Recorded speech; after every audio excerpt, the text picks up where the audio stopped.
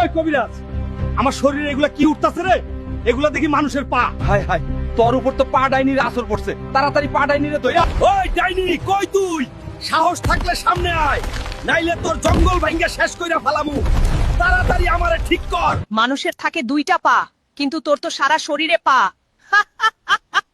মস্কারি করবি না, নাইলে তোরে এনেই পইত্তা ফালামু। ঠিক করে আমারে, নাইলে তোরে আজকে বিন্দায়া দিমু। ঠিক করতে পারি, এক শর্তে।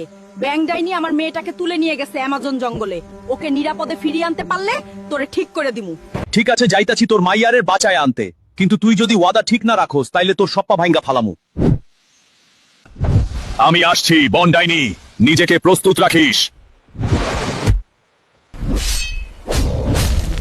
তোর এত বড় সাহস, তুই আমার জঙ্গলে ঢুইকে আমার জঙ্গলেই ভাঙচুর করস? এখনো তোকেও ভাঙবো।